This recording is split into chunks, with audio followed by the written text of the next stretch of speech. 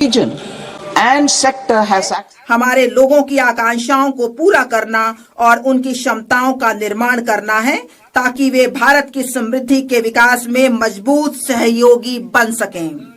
हमारा तीसरा कर्तव्य, जो सबका साथ सबका विकास के हमारे दृष्टिकोण के अनुरूप है, यह सुनिश्चित करना है कि अर्थपूर्ण भागीदारी के लिए प्रत्येक परिवार, समुदाय, प्रदेश और क्षेत्र की पहुंच संसाधनों, सुविधाओं और अवसरों तक हो। इस त्रिआयामी दृष्टिकोण के लिए एक सहायक परिवेश की आवश्यकता होगी। पहली आवश्यकता ढांचागत सुधारों की गति को निरंतर, अनुकूलन और प्रगतिशील बनाए रखना है। दूसरा, एक मजबूत और समुत्थानशील वित्तीय क्षेत्र, बजट जुटाने, दक्षतापूर्ण पूंजी आवंटन तथा जोखिमों के प्रबंधन का आधार है। तीसरा, आर्टिफिशियल इंटेलिजेंस एप्लीकेशन सहित अति उन्नत प्रौद्योगिकियां सुशासन में सहायक बन सकती हैं। सुधार एक्सप्रेस।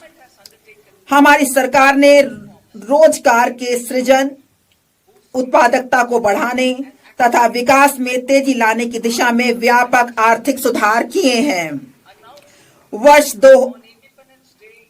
वर्ष 2025 में स्वतंत्रता दिवस पर प्रधानमंत्री जी की घोषणा के पश्चात 350 से अधिक सुधारों को शुरू किया गया है। इसमें जीएसटी का सरलीकरण, श्रम संहिताओं का अनुसूचित करना तथा अनिवार्य गुणवत्ता नियंत्रण आदेशों को युक्ति संगत बनाना शामिल है। उच्च स्तरीय समितियां गठित की गई हैं तथा इसके साथ साथ केंद्र सरकार राज्य सरकारों के साथ मिलकर विनियमन हटाने तथा अनुपालन संबंधी अपेक्षाओं में कमी लाने की दिशा में काम कर रही है। सुधार एक्सप्रेस अपने मार्ग पर चल पड़ा है और यह हमारे कर्तव्य को पूरा करने में मदद के लिए अपनी गति बनाए रखेगा। अब मैं विशिष्ट प्रस्तावों की ओर बढ़ती हूँ। पहले कर्तव्य के तहत आर्थिक विकास में तेजी लाने और इसे बनाए रखने के लिए हमारे पहले कर्तव्य के अंतर्गत मैं 6 क्षेत्रों में पहलों का प्रस्ताव करती हूँ। पहला, 7 रणनीतिक और अग्रणी क्षेत्रों में विनिर्माण को तेज करना। 2, विरासत के औद्योगिक क्षेत्रों का कायाकल्प करना। 3, चैंपियन एमएसएमई का निर्माण करना। 4, अवसंरचना को सशक्त प्रोत्साहन प्रदान करना। 5, दीर्घकालिक ऊर्जा सुरक्षा और स्थायित्व सुनिश्चित करना। 6, शहर आर्थिक क्षेत्र विकसित करना।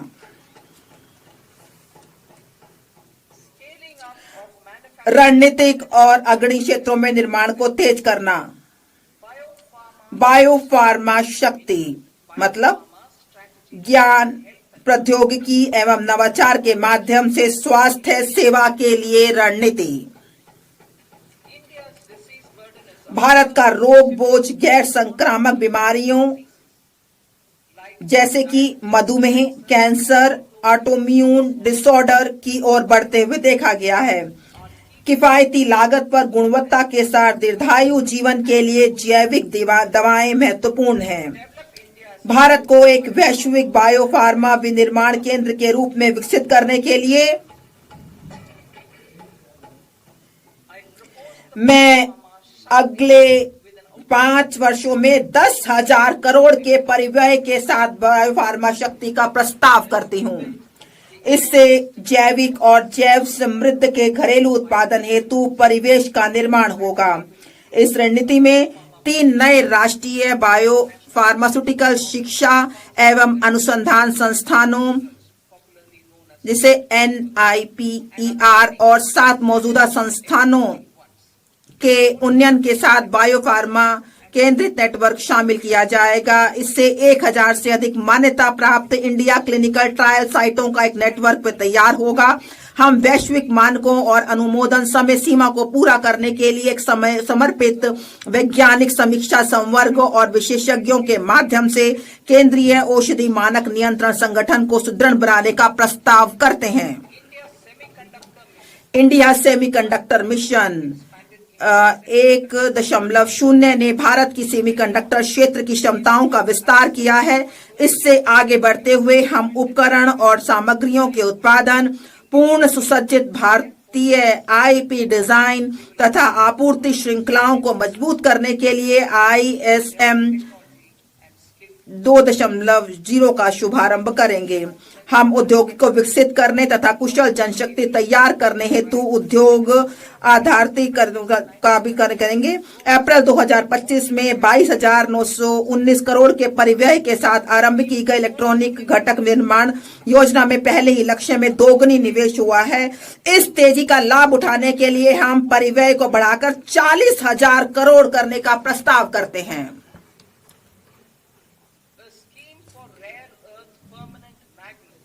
नवंबर 2025 में rare earth permanent magnet scheme आरंभ की गई थी। अब हम खनन, प्रसंस्करण, अनुसंधान और विनिर्माण को बढ़ावा देने के लिए समर्पित दुर्लभ खनिज कॉरिडोर स्थापित करने हेतु खनिज संपन्न राज्यों ओडिशा, केरल, आंध्र प्रदेश और तमिलनाडु की सहायता करने का प्रस्ताव करते हैं। घरेलू रासायनिक उत्पादन बढ़ाने और निर्यात निर्भरता कम करने के लिए हम क्लस्टर आधारित प्लग एंड प्ले मॉडल के आधार पर एक चुनौती मार्ग के माध्यम से 3 समर्पित रासायनिक पार्कों की स्थापना में राज्यों की मदद के लिए एक योजना का शुभारंभ करेंगे।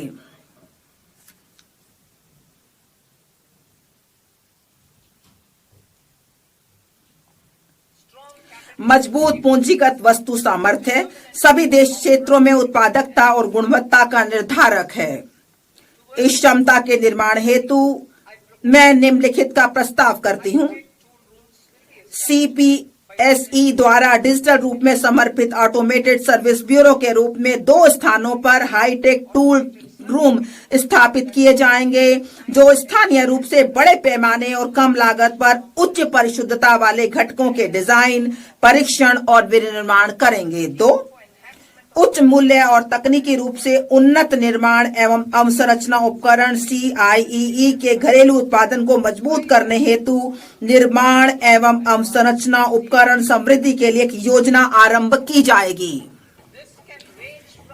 ये बहुमंजिला इमारत में लिफ्ट, अग्निशमन उपकरण, बड़ी और छोटी से लेकर मेट्रो और ऊंचाई वाले स्थानों पर सड़कों के लिए सुरंग निर्माण संबंधी उपकरण हो सकते हैं। मैं 5 वर्ष की अवधि के लिए 10,000 करोड़ के बजटीय आवंटन के साथ वैश्विक प्रतिस्पर्धा कंटेनर विनिर्माण परिवेश तैयार करने हेतु एक कंटेनर निर्माण योजना का भी प्रस्ताव करती हूँ। श्रम गहन वस्त्र क्षेत्र के लिए मैं 5 उपभागों के साथ एकीकृत कार्यक्रम का प्रस्ताव करती हूँ। 1, रेशम, ऊन और जूट जैसे प्राकृतिक फाइबर, मानव निर्मित फाइबर और नए युग के फाइबरों में आत्मनिर्भरता हेतु राष्ट्रीय फाइबर योजना।